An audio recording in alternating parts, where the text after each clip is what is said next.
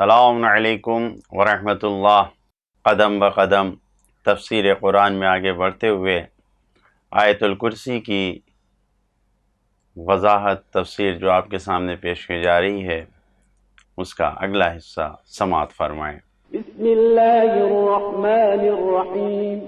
اللہ لا الہ الا هو الحی القیوم لا تأخذه سنة ولا نوم له ما في السماوات وما في الأرض من ذا الذي يشفع عنده إلا بإذنه يعلم ما بين أيديهم وما خلفهم ولا يحيطون بشيء من علمه إلا بما شاء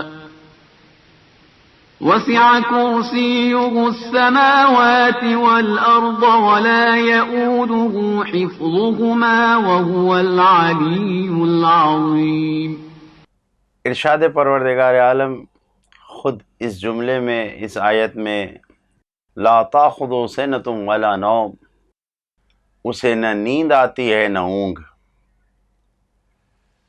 فرزند رسول حضرت امام جعفر صادق علیہ السلام ارشاد فرماتے ہیں ما من حی الا وهو ینام خلا اللہ وحدہ، کوئی ایسی مخلوق نہیں ہے، کوئی ایسا زندہ نہیں ہے، حی کا لفظ ما من حی، کوئی ایسا حی نہیں ہے کہ وہ سوتا نہ ہو، دراصل کہ وہ سوتا ہی سوتا ہے۔ خلا اللہ وحدہ، سوائے اللہ تعالیٰ کے، سوائے وحدہ لا شریک کے، وہ ایسا حی ہے کہ اسے نیند نہیں آتی ہے۔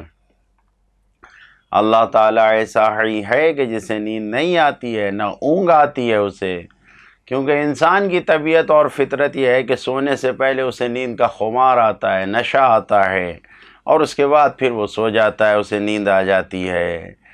لہذا قرآن مجید نے بھی یہاں پر پہلے سنتن کا لفظ، اونگ کا لفظ استعمال کیا اور پھر نوم، نیند کا لفظ استعمال کیا ہے۔ واضح ہے کہ جب انسان سو جاتا ہے تو انسان خود اپنے آپ سے، یعنی نیند انسان کو خود اپنے آپ سے بھی الگ کر دیتی ہے، اپنے آپ سے نیند انسان کو الگ کر دیتی ہے، تو چہ رسد دوسروں سے تو بالکل ہی پھر انسان الگ ہو جاتا ہے، ان کا شمار ہی کیا تو دور ہیں۔ لیکن اللہ کو نیند نہیں آتی ہے، وہ ہمیشہ ہر چیز پر احاطہ کیے ہوئے، سب چیز سے جڑا ہوا ہے، سب چیز پر اس کا احاطہ ہے، وہ قیوم ہے، سب پر قائم ہے۔ لہو ما فی السماوات والارض وما فی الارض، آسمانوں اور زمینوں میں جو کچھ بھی ہے سب اسی کا ہے۔ واضح ہے کہ ہر چیز کا حقیقی مالک اللہ ہے، اور انسان کا مالک ہونا تو بس عاریتاً ہے، یعنی اسے مالک تصرف کرنے کے لیے بنا دیا گیا ہے کہ ٹھیک ہے تم اس چیز کے مالک بن کے اس کو استعمال کر لو۔ چند دن کا مالک ہے انسان تو بس، اور وہ بھی نہ جانے کتنی شرطوں کے ساتھ، کتنی محدودیتوں کے ساتھ، کہ جو خداوند عالم نے انسان کے لیے معین کیا ہے کہ یہ شرطیں ہونی چاہیے، یہ تب جا کے وہ مالک بنتا ہے۔ مالک حقیقی کی طرف سے وہ شرطیں معین کی گئی ہیں اللہ تعالیٰ کی جانب سے۔ جب ہم سب اس کے مملوک ہیں، یعنی ہم سب اس کی اللہ کی ملکیت میں ہیں، تو مملوک ہونے کا تقاضا یہ ہے کہ ہم اپنے مالک کی باتوں کو مانیں، جو حقیقی مالک ہے اسی کی عبادت و پرستش کی جائے، دوسرے مالک کی نہیں، دوسروں کو پرستش و عبادت نہیں کی جانی چاہیے، کیونکہ دوسرے جتنے وہ سب بھی تو ہمارے ہی جیسے بندے ہیں، عباد امثالکم، یعنی تمہارے جیسے بندے ہی تو ہیں سب، وہ بھی تو کسی مالک کے پیدا کیے ہوئے ہیں، لہذا انسان کو کسی دوسرے کے سامنے نہیں جھکنا چاہیے۔ بہرحال پوری عالم طبیعت، یہ جو نیچرل چیزیں ہیں، یہ جو نیچر ہے، پورا عالم طبیعت، سب کا مالک اللہ ہے، تمام قانون اللہ تعالیٰ کے ہی ہیں، اسی کی طرف سے بنائے ہوئے چل رہے ہیں، سب کچھ اللہ کا ہے، سب کا مالک اللہ ہے، تو پھر یہ انسان لالچ کیوں کرتا ہے، کنجوسی کیوں کرتا ہے؟ کیا اس کو اللہ نے آزاد چھوڑ دیا، ایسے ہی رہا کر دیا ہے بیکار بیہودہ؟ ایحسب الانسان ان یترک سدی، یعنی انسان یہ خیال کر رہا ہے، یہ گمان کر رہا ہے کہ اسے اللہ نے ایسے ہی بیکار چھوڑ دیا ہے؟ ایسا نہیں ہے۔ فرزند رسول حضرت امام موسیٰ کاظم علیہ السلام ایک گھر کے پاس سے گزر رہے تھے، وہ گھر بشر کا تھا۔ امام متوجہ ہوئے کہ دروازہ کھلا ہے، گھر سے گانے بجانے، لہو و لعب کی آواز آ رہی ہے بشر کے گھر سے۔ امام گزر رہے تھے، اسی درمیان ایک گھر کے باہر کنیز آئی، گھر کے اندر سے نکل کے۔ امام نے ایک سوال کیا، اس سے پوچھا کیا یہ گھر کسی بندے کا ہے یا اس کا مالک آزاد ہے؟ کنیز نے آواز دیا، نہیں، یہ بندے کا گھر نہیں ہے، آزاد کا گھر ہے۔ جیسے ہی کہا آزاد کا گھر ہے تو امام علیہ السلام نے فرمایا اگر بندہ ہوتا تو اس قسم کے گناہ نہ کرتا۔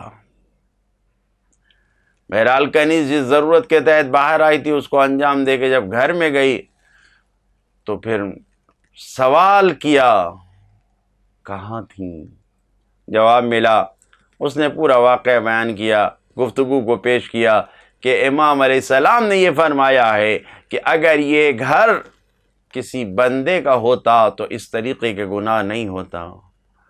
بشر نے ساری گفتگو کو سننے کے بعد فوراً توبہ کیا، فوراً جناب بشر نے توبہ کیا، ہوش میں آ گئے، توبہ کیا۔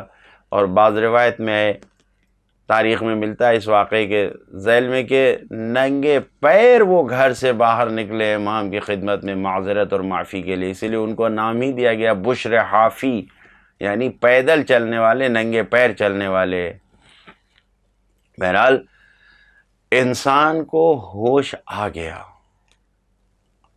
غور کرنا چاہیے۔ لہذا خود حضرت امام جعفر صادق علیہ السلام نے یہ فرمایا ہے کہ تقوی اور بندگی کی پہلی منزل یہ ہے کہ انسان اپنے آپ کو مالک نہ جانے، یعنی سب سے پہلا تقوی، سب سے پہلی عبادت اور بندگی کی منزل یہ ہے کہ وہ خود کو اللہ کا بندہ جانے۔ مالک صرف اللہ ہے اور کوئی ایک مالک نہیں ہے، وہی سب کا مالک ہے، وہی اکیلا ہے۔ من ذا الذی یشفع عنده الا بإذنہ۔ مشرکین، اللہ کے شریک قرار دینے والے، یہ بھی اللہ کو مانتے ہیں، جو شریک قرار دیتے وہ بھی اللہ کو مانتے ہیں۔ کیوں؟ قرآن مجید کا اعلان ہے لئن سألتهم من خلق السماوات والارض ليقولن اللہ۔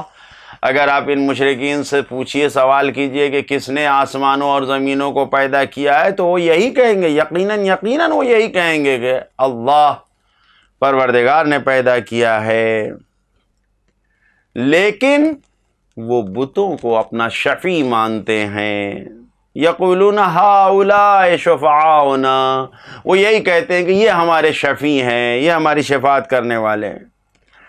آیت الکرسی میں اس جملے میں اسی وہم و خیال کو باطل قرار دیا گیا ہے، اسی کو کنڈم کیا گیا ہے۔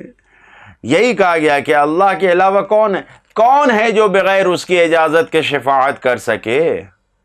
من ذا الذی، کون ایسا شفاعت کرنے والا جو اللہ کی اجازت کے بغیر شفیع بن جائے؟ تنہا ذات اسی کی ہے، ذات ہستی اس کی ہے، تمام کام سب جو کچھ بھی ہو رہا ہے، یہاں تک کہ شفاعت بھی سب کچھ اسی کے اختیار میں ہے، سب اس کے اختیار میں ہے۔ تمہارے وہم و خیال سے کوئی شفیع نہیں بن جائے گا، کوئی شفاعت کرنے والا، کوئی واسطہ کرنے والا نہیں بن جائے گا۔ شفاعت یقیناً ہوگی، قیامت میں شفاعت ہوگی، لیکن سب حساب و کتاب سے ہوگی، بے حساب و کتاب نہیں ہوگی۔ خداوند عالم نے سب معین کیا ہے، شفاعت ہوگی، اور ساتھ ساتھ سب اللہ کی اجازت سے ہوگا، بغیر اللہ کی اجازت کے کوئی کام نہیں ہوگا۔ ہاں، جو بھی کوئی کچھ کر سکے گا وہ اللہ کی اجازت سے، اور اللہ کی سرپرستی میں ہی کر پائے گا، اس کی قیومیت سے خارج ہو کے نہیں کوئی کچھ کر پائے گا۔ شفاعت بھی اللہ کی اجازت سے ہوگی۔ شفاعت کیا ہے؟ مختصر طور پر انشاءاللہ اور آیت الکرسی کا بقیہ حصہ انشاءاللہ آئندہ پروگرام میں آپ کی خدمت میں پیش کریں گے۔ خدایا ہمیں اپنی اطاعت و عبادت اور اہل بیت اطہار علیہ السلام کی شفاعت نصیب فرما۔ والسلام علیکم ورحمۃ اللہ وبرکاتہ۔